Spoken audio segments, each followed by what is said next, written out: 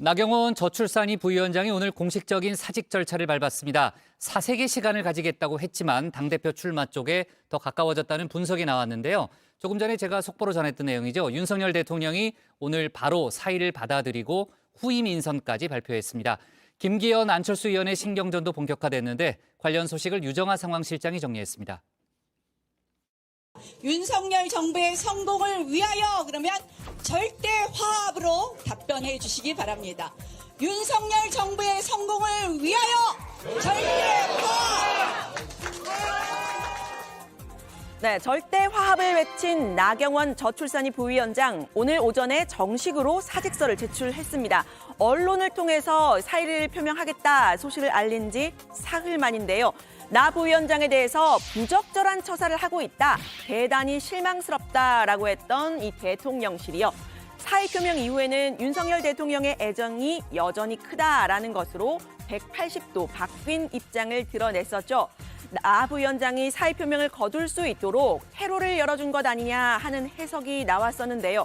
그럼에도 불구하고 나 부위원장은 사퇴를 위한 공식 절차를 밟은 겁니다. 출마 쪽으로 가닥을 잡았다 이런 분석이 나왔는데요. 일단은 고민이 길어진다면서 페이스북에 심경을 남겼습니다. 바람에 나무가 흔들려도 숲은 그 자리를 지키고 바위가 강줄기를 막아도 강물은 바다로 흘러갑니다. 잠깐의 혼란과 소음이 역사의 자명한 순리를 가리거나 막을 수는 없을 것입니다. 네, 나 부위원장은 4년 전 원내대표직에서 쫓겨나듯이 물러나야 했던 때를 회상했습니다. 그때와 지금이 좀 오버랩이 됐던 걸까요? 본인의 불출마를 압박했던 이른바 윤 핵관들을 향한 메시지도 남겼습니다. 읽어보시면요. 나는 결코 당신들이 진정으로 윤석열 대통령과 윤석열 정부의 성공을 위한다고 생각하지 않는다면서 함부로 나 부위원장 본인의 판단과 고민을 추측하거나 곡해하지 말라고 경고를 했습니다. 그러니까 친윤과 선을 그으면서도요, 당신들만 친윤인 건 아니다라는 메시지를 낸 셈입니다. 출마를 하게 되더라도 비윤 프레임에 갇히지 않고 이 윤석열 정부의 성공을 바라는 친윤으로서의 끈을 놓지 않겠다라는 뜻으로 풀이가 되는데요. 여전히 이렇게 두 개의 떡을 쥐어야만 정치 활동이 가능하다, 이렇게 보고 있는 듯합니다. 살아있는 권력에 당당히 맞선 사람, 사람에게 충성하지 않고 오직 대한민국에 충성한 사람, 그리고 따뜻한 사람입니다. 따뜻하고 정의로운 윤석열 후보와 함께 정의가 살아 숨쉬는, 그리고 상식이 제대로 서는, 그리고 공정한 대한민국으로 내일을 만들어 갑시다.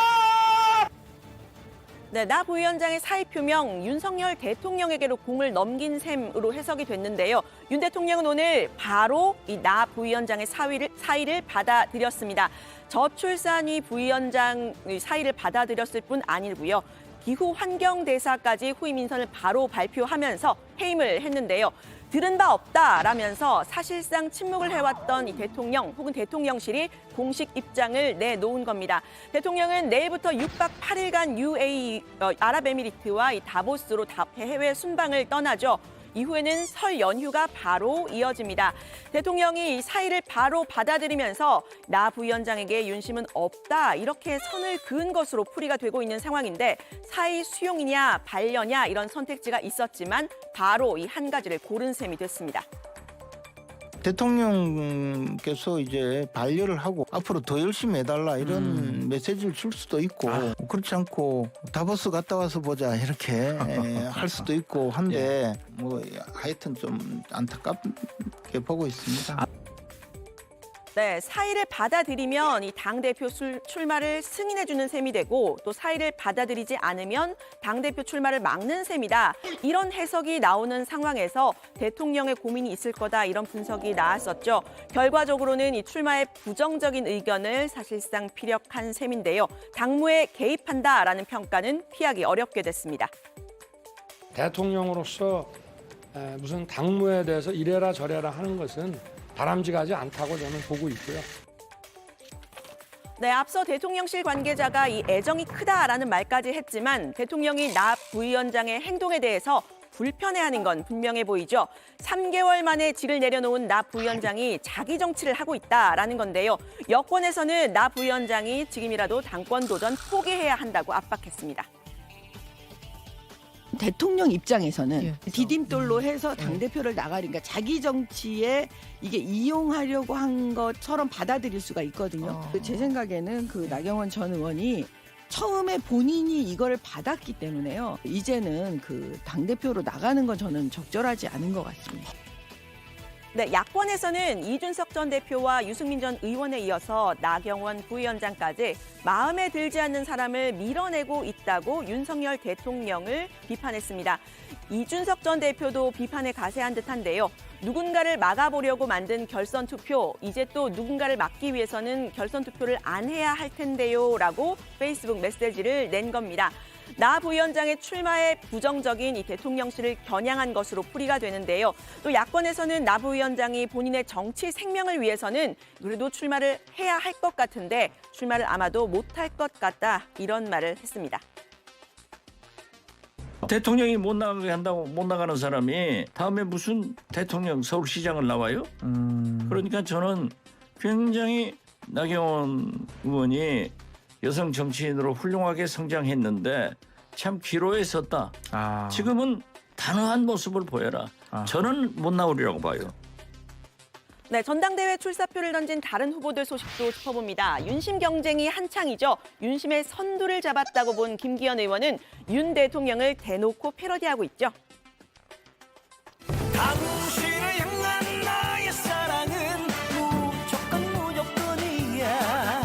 당신을 향한 나의 사랑은 특급 사랑이야. 네, 김 의원의 당권 가도에는 김장연대뿐 아니라 김나연대 혹은 나김장연대 이런 이야기까지 나왔었는데요. 김 의원의 휴대전화에서는 나경원 전화요라는 메시지가 포착이 됐습니다. 출마를 저울질 중인 나 부위원장과 직접 얘기를 해봐야겠다는 의지를 드러냈는데요. 제가 나경원 대표와 한번 만나서 의논을 해봐야 되겠다라고 하는 저희 계획을 저희 해야 될 숙제를 써놓은 것이라고 이해해 주시면 좋겠습니다. 출마 여부를 되게 고심하고 있는데 나 전 의원님 어떻게 생각을 하시나요? 나 대표가 어떤 생각을 갖고 있는지는 제가 말씀드릴 입장에 있지는 않고요. 다만 여러 가지 많은 숙고 끝에 좋은 결정을 할 것이라는. 네, 이제는 좀 어떤 관계를 맺을지 지켜봐야 될 것 같고요. 김 의원은 역시 이 윤석열 정부의 인수위원장으로서 윤심을 내세우고 있는 안철수 의원과의 열띤 주도권 경쟁이 본격화하는 모습입니다. 때 아닌 토착 외구 논란까지 불거졌는데요. 김 의원이 당원 100% 전당대회 룰에 대해서 한국 축구팀 감독을 뽑는데 일본 국민의 의견을 30% 반영하랴. 그게 가능한 얘기냐라고 발언을 했는데 안 의원이 이 발언 민주당의 토착 외구 세계관과 다르지 않다고 정면 비판하면서 이 갈등이 불거졌습니다. 김 의원이 말한 이 30% 이 여론조사의 경우에도요. 민주당 지지층을 제외한 국민의힘 우호층인데 이들을 일본 국민으로 매도했다라는 게 이 안 의원의 주장인데요. 김 의원은 이 토착 외구 논란은 이 민주당이 쓰는 혐오 용어라면서 안 의원의 당원 경력을 문제 삼았습니다. 국민의힘 지지자들을 그렇게 일본 국민이라고 하는 것은 정말로 적절하지 않죠. 그래서 저는 그 부분에 대해서는 사과를 하셔야 된다고 말씀드린 겁니다. 우리 당에 입당한 지 아직 채 1년이 되지 않아서 한 9개월 정도 된 것 같은데요. 채 1년이 되지 않아서 우리 당의 당원들이 그 소중함과 긍지에 대한 생각을 할 수 있는 시간이 좀 더 필요하지 않을까 하는 생각을 합니다만. 네, 안 의원은 울산이 지역구인 김 의원을 향해서 영남 자민련이다라면서 본인의 수도권 경쟁력을 강조하고 있죠. 그런 면에서 이 수도권이 지역구인 나경원 부위원장의 출마에 대해서는 긍정적인 신호를 보낸 바가 있습니다. 선의의 경쟁을 하자 이런 취지인데 안나 연대라고 할까요? 여기에 또 우회적으로 나 부위원장의 손을 들어주었던 당권 주자도 있죠. 바로 유승민 전 의원입니다. 대통령실과 여권이 나 부위원장에게 집단 린치를 가하고 있다면서 동병상련의 심경을 토로했습니다. 나경원 전 의원도 윤석열 대통령한테 굉장히 우호적이었는데 나경원 의원보다 더 대통령이 시키고 싶은 사람이 있나 보죠. 뭐. 민심에서 압도적인 지지를 받고 있는 저를 제거하기 위해서 전당대회 뭐 룰까지 다 고치더니 이제는 또 나경원 의원을 가지고 저러고 있지 않습니까? 네, 나 부위원장 출마를 하든 하지 않든 또 이 당권 주자들과는 어떤 관계를 맺게 될지 좀 주목이 되는데요. 윤심이 키워드가 된 이번 전당대회에서 당권 주자들이 당심을 잡기 위해 또 공을 들이는 곳이 있습니다. 바로 보수 유튜버들인데요. 이 보수 유튜버들 중에는 직접 전당대회에 출마한 사람도 여럿 있죠. 대표적인 사람이 이 신의 한수 대표 신혜식 씨입니다. 신 씨의 출마는 이 목사 전광훈 씨가 권유를 했다고 합니다. 대한민국 사랑을 몸으로 실천하고 있습니다. 제가 이렇게 소개하는 것만으로도 영광입니다. 대한민국의 선지자 전광훈 목사님 이 자리에 소개하겠습니다. 존경하는 국민 여러분, 우리 신혜식 대표님을 중심하여 우리가 꼭 자유통일을 해냅시다. 아멘. 감사합니다. 네, 이 자리에는 당권 주자들이 직접 참석하기도 했는데요. 신 씨에 대한 지지 의사를 밝히는 사람도 있었습니다.